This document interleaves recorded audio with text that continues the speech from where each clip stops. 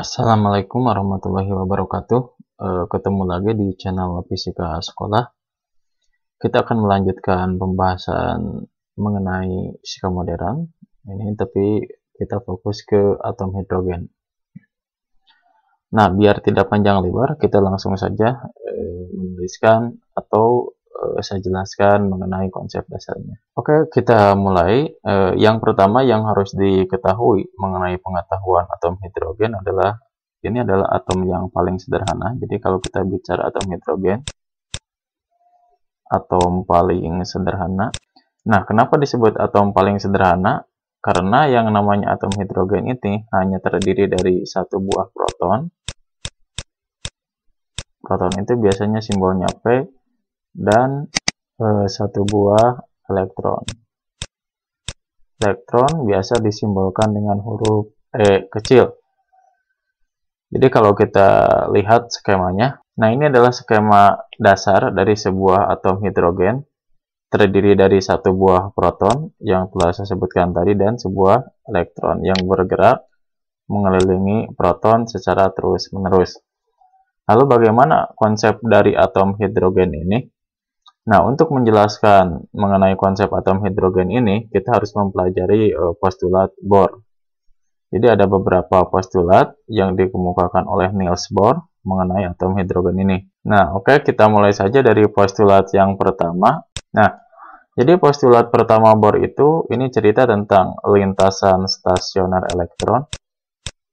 Oke, jadi saya tuliskan di sini lintasan stasioner. Jadi lintasan stasioner ini adalah lintasan tetap elektron ketika mengelilingi inti atau proton, di mana si elektron ini tidak mengalami penyerapan atau pemancaran energi. Nah, itu namanya lintasan stasioner.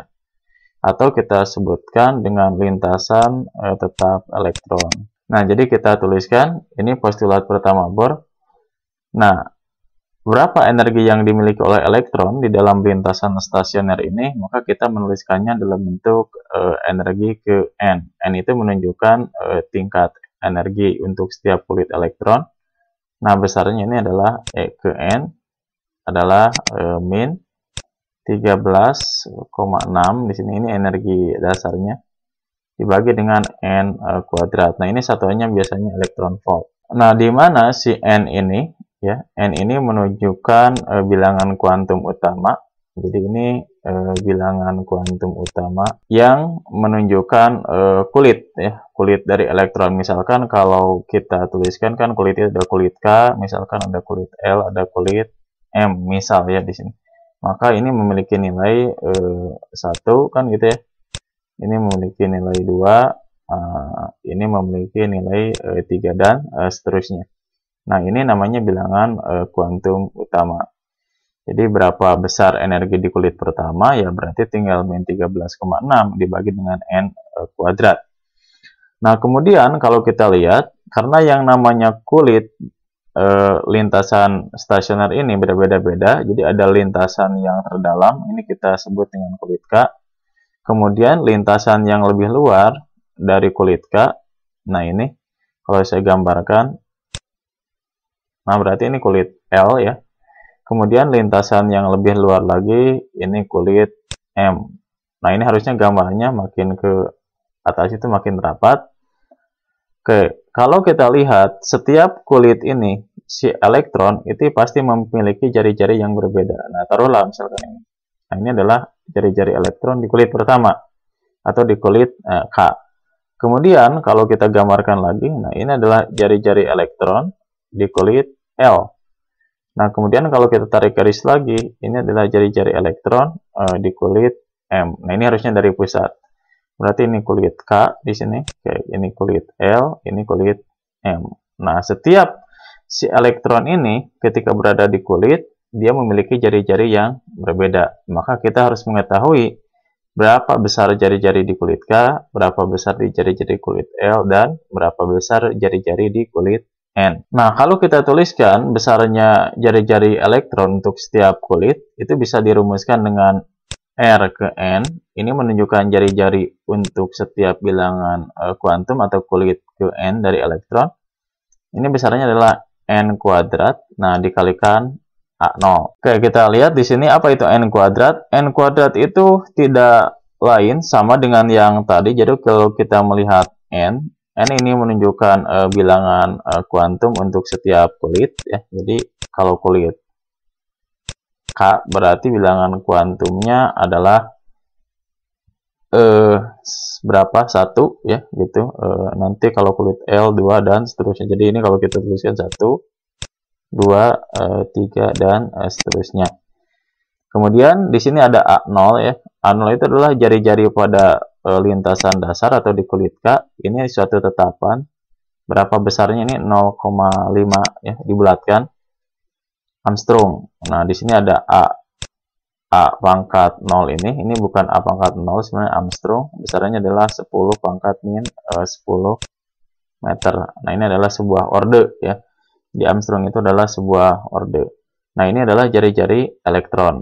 Jadi, beda-beda nanti jari-jarinya. Sebagai contoh misalkan, kalau saya punya elektron di kulit kulit K ya misalkan. Kayak misalkan di sini kalau saya ingin taruhlah misalkan ini adalah inti ya. Oke, ini inti. Kemudian ini kulit yang terdalam, ini kulit K. Nah, ini kulit L kan gitu ya. Yang ini kulit M. Nah, kalau kita gambar di sini, ini kan jari-jarinya. Berarti jari-jari di kulit K ke sini. Ini jari-jari di kulit L ya. Kemudian ini jari-jari di kulit M. Nah, berapa besar jari-jarinya? Maka jari-jarinya bisa kita tentukan di sini. Misalkan ya, R ke N untuk kulit K ya. Nah, berarti kalau untuk kulit K, maka K itu mempunyai bilangan kuantum 1 kan gitu. Maka jari-jari di kulit pertama itu besarnya akan sama dengan 1 kuadrat dikalikan A0. Berarti R1 itu besarnya akan sama dengan 0,5 kali 10 pangkat min 10 meter. Atau kalau kita ingin mencari berapa jari-jari di kulit yang kedua atau yang ketiga lah ya, misalkan ini di kulit M jari-jarinya. Kita ketahui bahwa M itu mempunyai bilangan kuantumnya 3, berarti R3 itu akan sama dengan 3 kuadrat dikalikan A0 kan gitu ya. Ini akan sama dengan 9 dikalikan 0,5 Armstrong. Atau kita bisa menuliskannya di sini 4,5 Armstrong. Nah, ini adalah contoh penghitungan untuk jari-jari elektron kan gitu ya. Nah, lalu bagaimana dengan tingkat energinya? Yang tadi mari kita tuliskan sebuah contoh di sini. Nah, ini sebagai contoh yang paling dasar, ini adalah tentukan tingkat energi elektron di kulit K dan di kulit M. Jadi kalau kita jawab di sini, ini cukup sangat sederhana ya permasalahan ini. Jawabannya gimana? Ya, yang pertama kalau kita ingin jawab persoalan ini berarti untuk kulit K, maka dia akan memiliki bilangan kuantum sebesar 1. Berarti energi di kulit ke-1, karena kalau kita melihat rumusnya E ke N adalah min 13,6 dibagi dengan N kuadrat. Di sini satuannya adalah elektron volt. Maka besarnya E di kulit 1 atau di kulit K berarti di sini min 13,6 dibagi dengan 1 dikuadratkan. Elektron volt ini besarnya akan sama dengan min 13,6 elektron volt. Nah, kemudian kalau kita lihat yang kedua ya. Oke, yang kedua di kulit M, misalkan kita loncat ke kulit M. M itu memiliki bilangan kuantumnya sama dengan 3. Maka energi pada kulit ini berarti E3 itu akan sama dengan min 13,6 kan gitu ya, dibagi dengan 3 dikuadratkan elektron volt. Atau berarti min 13,6 dibagi 9, ini min 1,5 elektron volt. Nah, ini adalah tingkat energi pada kulit K, ini kulit dasar ya, dan ini kulit ketiga. Nah, selama ini berada di lintasan stasioner, maka si elektron ini akan memiliki energi sebesar 13,6 dan 1,5. Apa artinya negatif di sini? Nah, negatif di sini mempunyai arti bahwa elektron ini selalu terikat ke inti. Jadi ini artinya itu negatif, dia selalu terikat ke inti, artinya tidak bisa lepas ya. Nah, itu terkait dengan postulat Bohr yang pertama. Nah, lalu bagaimana dengan postulat Bohr yang kedua? Oke, di dalam postulat Bohr yang kedua kita mengenal istilah ini, transisi dan eksitasi. Apa itu transisi? Jadi transisi itu lebih tepatnya kalau saya gambarkan saja seperti ini. Jadi kalau kita mulai dari sini, ini adalah proton di dalam atom hidrogen, kemudian ini kulit K kan gitu ya. Kemudian ini kulit L, ini kulit M. Nah, seperti ini. Kalau kita melihat konsep transisi, jadi transisi itu adalah perpindahan elektron dari lintasan luar ke dalam. Misalkan ini elektron di sini. Nah, proses ke sini, ini namanya proses transisi, atau ketika elektron di sini pindah ke sini, ini namanya transisi. Nah, jadi ini adalah proses transisi. Oke. Apa yang terjadi pada proses transisi? Jadi ketika proses transisi, maka dia akan dipancarkan panjang gelombang tertentu dalam bentuk gelombang elektromagnetik. Ini juga akan memancarkan gelombang elektromagnetik. Jadi kata kuncinya ketika setiap proses transisi, maka elektron itu akan memancarkan energi. Nah, memancarkan energi. Energinya dalam bentuk apa? Dalam bentuk gelombang elektromagnetik. Nah, kemudian bedanya yang kedua ada istilah transisi, eksitasi. Kalau eksitasi, si elektronnya itu dia berada dari kulit dalam, kemudian pindah ke kulit terluar, misalkan ke sini. Atau misalkan dari kulit ini, kulit K, misalkan dia pindah ke kulit L. Nah, ini namanya prosesnya adalah ini namanya adalah eksitasi. Jadi dari namanya saja sudah ketahuan, transisi itu transit berarti turun ya. Kalau eksitasi itu berarti exit, keluar. Oke. Nah, apa maknanya? Nah, jelas berarti ya, bisa kita ketahui di sini maknanya itu sederhana. Jadi kalau si elektron ingin pindah ke lintasan yang luar, maka dia harus menyerap energi dalam bentuk gelombang elektromagnetik. Nah, sederhananya gitu, kata si Niels Bohr. Nah, berapa besar energi yang dipancarkan dan diserap, itu nilainya akan sama dengan selisih antara dua energi dari kulit yang berbeda itu. Jadi kalau kita tuliskan, nah ini adalah delta E. Delta E itu adalah energi yang diserap atau yang dipancarkan, pasti energi akhir dikurangi dengan energi awal. Nah, gitu ya. Jadi EA-nya itu adalah energi akhir. Akhir itu berarti dituju ya. Kemudian awalnya itu dari mana dia berpindah. Nah, ini berlaku baik untuk setiap transisi maupun untuk eksitasi. Nah, sebagai contoh untuk proses ini, misal lah ya, kita misalkan saja di mana, di yang baru saja saya ambil di sini. Nah, seperti ini misalkan ya, tentukan energi yang dipancarkan saat elektron, ini contoh 2, berpindah dari kulit M ke kulit K ya. Jadi kalau kita jawab di sini, ini sebenarnya jawabnya step demi step, karena kita bisa langsung menggunakan rumus yang tadi. Tapi karena kalau kita lihat awalnya di mana, di sini di M ya, berarti ini energi awalnya adalah di M. Berarti M itu bilangan kuantumnya, kalau kita tuliskan M itu bilangan kuantumnya itu berarti 3. Maka kita sudah mengetahui bahwa tadi energi di kulit 3 itu berarti tinggal di sini min 13,6 kan gitu ya. Dibagi dengan 3 dikuadratkan. Di sini satuannya adalah elektron volt. Nah, tadi sudah kita hitung, ini besarnya adalah 1,5 elektron volt negatif.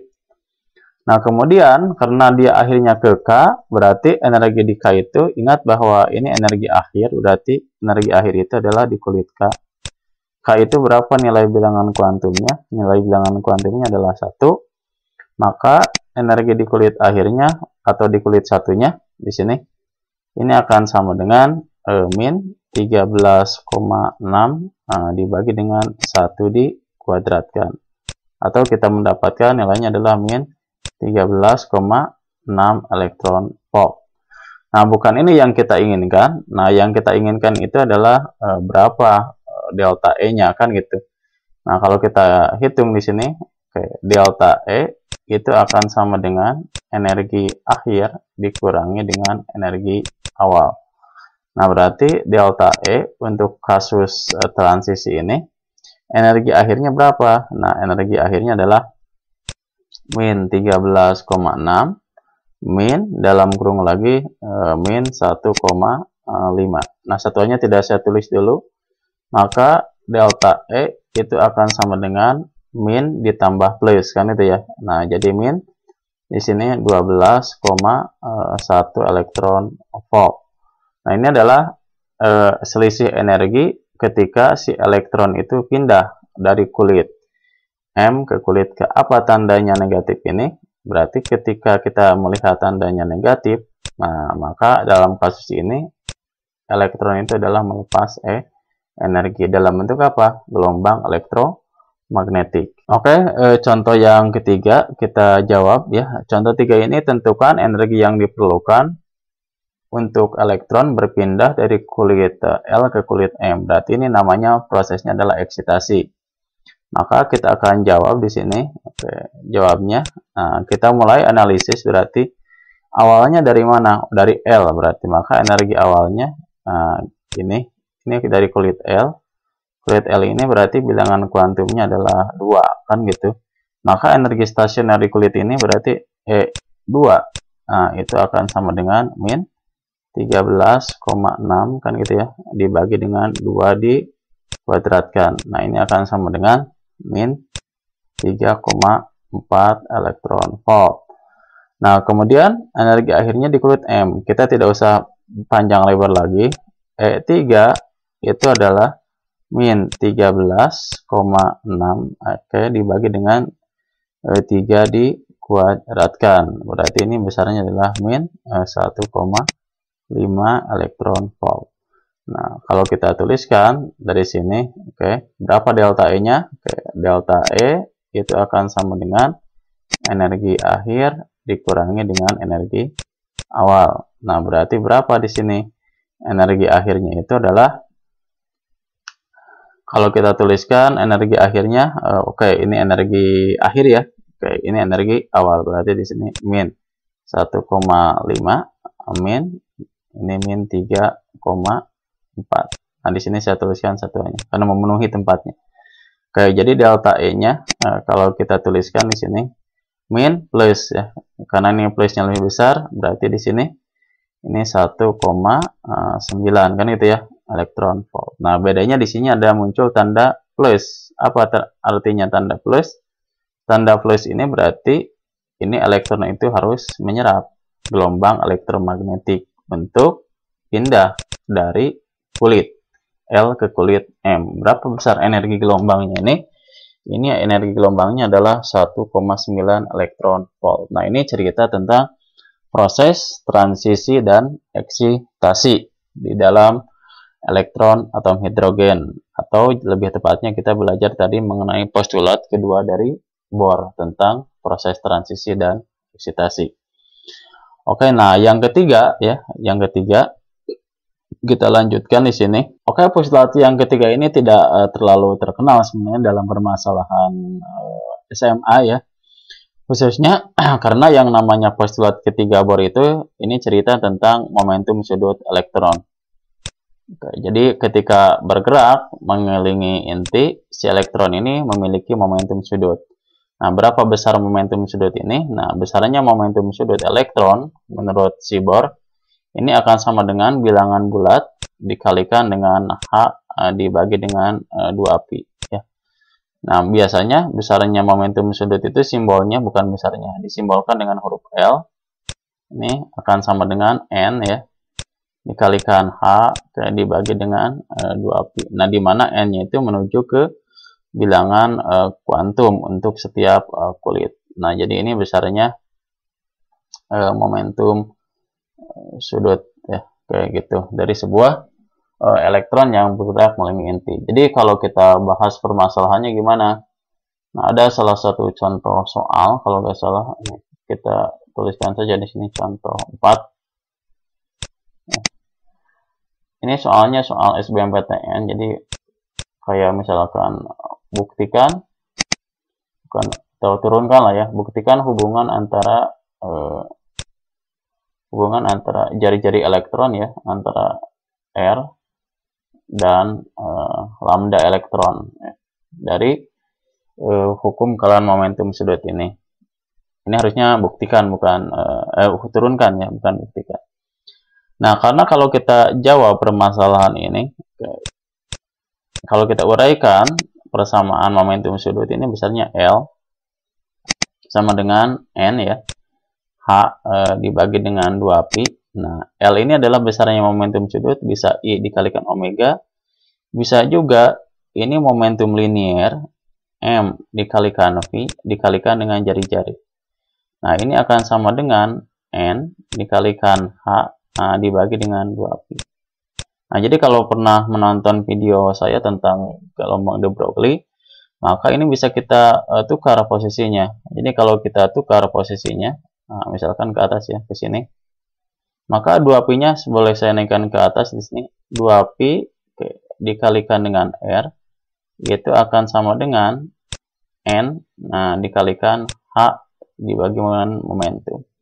Nah, H dibagi momentum ini adalah besaran yang disebut dengan panjang gelombang partikel atau panjang gelombang de Broglie. Jadi kalau kita tuliskan, maka besarnya ini adalah 2πr, yaitu harus sama dengan N dikalikan lambda. Lambda siapa ini? Ini pasti lambda elektron. Ini 2πr ini kalau kita lihat ini adalah keliling. Jadi keliling itu elektron ya, ketika mengelilingi lintasan stasionernya, itu akan sama dengan kelipatan dari panjang gelombang elektron itu sendiri, dikalikan dengan bilangan kuantum dari lintasan yang dikelilinginya. Nah, ini uniknya tentang postulat Bohr yang ketiga, yang berasal dari momentum sudut, yang pada akhirnya kita mengetahui bahwa keliling elektron ketika mengelilingi lintasan stasioner, itu besarnya akan sama dengan bilangan bulat dikalikan dengan panjang gelombang dari elektron itu sendiri dalam lintasan itu. Nah, itu adalah postulat terakhir dari Bohr. Nah, kemudian kalau kita ingin belajar mengenai lanjut ya, mengenai atom hidrogen, maka dikenal konsep tentang spektrum atom hidrogen. Nah, ini konsep terakhir biasanya yang sering muncul, atau biasanya sering dituliskan dengan deret ya, deret spektrum atau spektral atom hidrogen. Oke, ini ceritanya tentang apa sebenarnya? Yang namanya deret spektral atom hidrogen ini, kalau kita cerita, ini tentang proses transisi sebenarnya ceritanya. Jadi kalau kita hubungkan, ini pasti nyangkutnya atau berkaitannya dengan postulat Bohr yang kedua. Nah, bagaimana prosesnya? Nah, jadi kalau kita gambarkan garis di sini, garis ini mewakili kulit atau tingkat energi di sini. Nah, ini adalah garis yang pertama. Ini garisnya garis K ya, atau kulit K. Kemudian di sini ada kulit L. Nah, di sini ini gambarnya agak keliru. Harusnya makin ke atas itu makin rapat karena perbedaan energinya makin kecil. Yang jauh itu adalah antara kulit 1 dengan 2. Nah, ini kita ketahui bahwa kuantum pertama untuk kulit K itu 1. Ini 2 kuantumnya, ini 3, ini 4, yang ini 5 ya. Nah, ini disebut dengan kulit K. Oke, ini disebut dengan kulit L, ini kulit M biasanya, N, O, dan seterusnya gitu ya. Nah, jadi macam-macam transisi itu terjadi dari lintasan luar ke lintasan dalam. Jadi kalau ada elektron pindah dari kulit yang terluar ke sini, ke kulit 1, dari manapun ya. Bisa dari 3 ke 1, bisa dari 4 ke 1, pokoknya bermuara di 1. Nah, ini prosesnya atau deretnya disebut dengan deret Lyman. Jadi kalau kita tuliskan, ini deretnya adalah deret Lyman. Berarti Lyman itu proses transisi dari kulit terluar ke 1. Nah, kemudian kalau misalkan prosesnya dari kulit yang luar ke kulit 2, nah misalkan ini gambar merah ini. Nah, terus ini kan kedua semuanya ya. Ini kedua, ini terus. Nah, ini kita sebut sebagai deret Balmer biasanya. Ini deret Balmer. Kemudian kalau kita gambarkan lagi deret yang terjadi ini ke kulit 3 sini. Nah, atau yang dari atasnya lagi boleh, gitu. Nah, ini deret yang terjadinya adalah Lyman, Balmer, ini di sini adalah Paschen.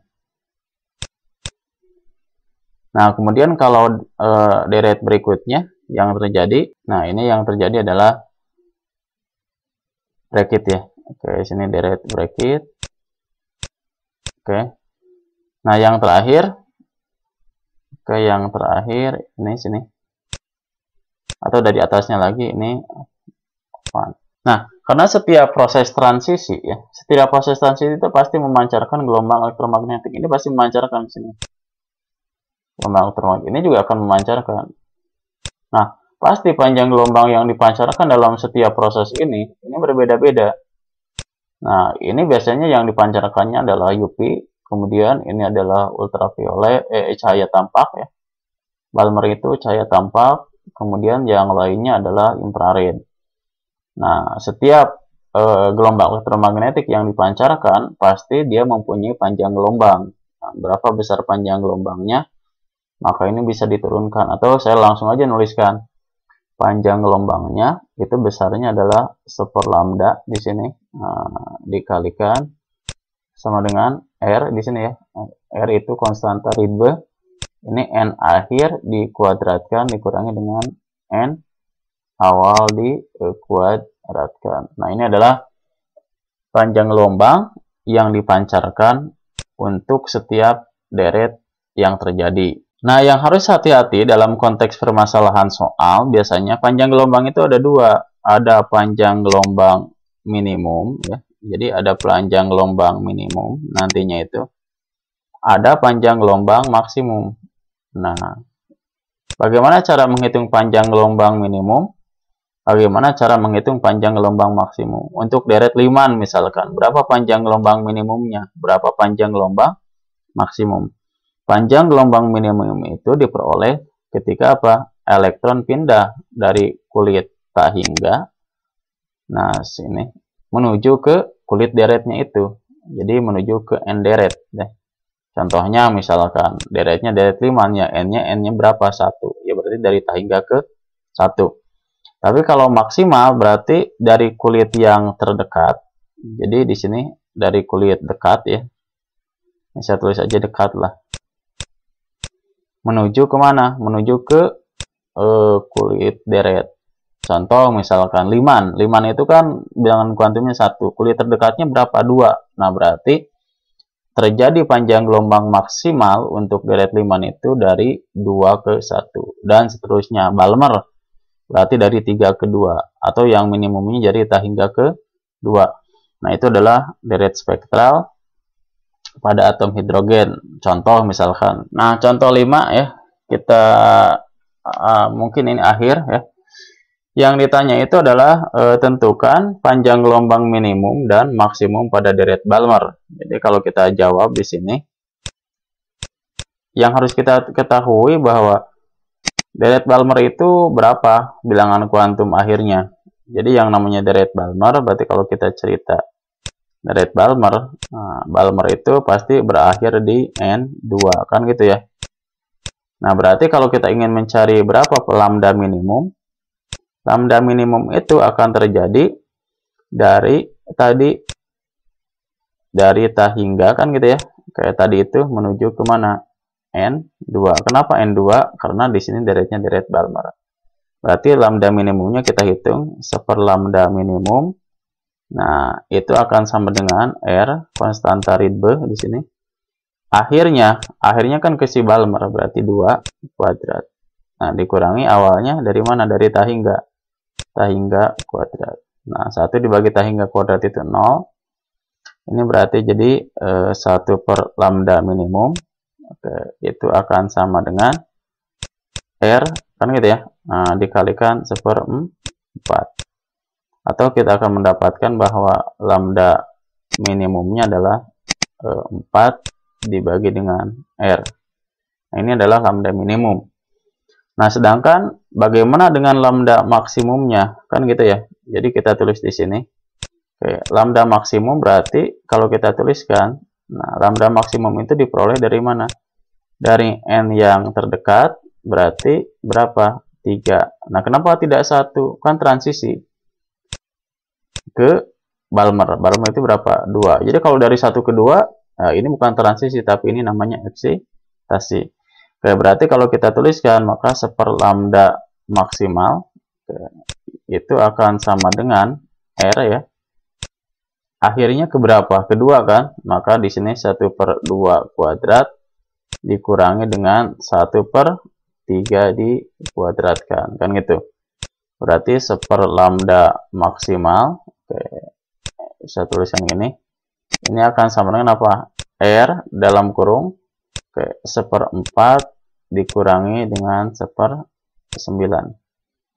Atau kalau langsung saya hitung hasil akhirnya, lambda maksimal adalah, ini pasti 36 kan, 9 dikurangi 4, 5, berarti ini akan sama dengan 36 dibagi dengan 5R. Nah, ini adalah panjang gelombang maksimalnya. Berapa nilai R ini? Nah, R ini adalah tetapan Rydberg. Berapa besarnya?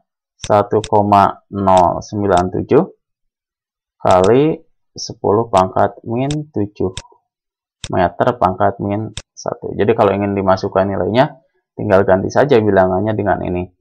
Nah, ini cerita singkat konsep mengenai atom hidrogen. Dari postulat pertama tentang tingkat energi di kulit, kemudian jari-jarinya, kemudian yang tingkat energi postulat yang kedua tentang transisi dan eksitasi, dan yang ketiga tentang momentum sudut elektron. Oke, saya cukupkan sekian untuk penjelasan atom hidrogen. Terima kasih. Assalamualaikum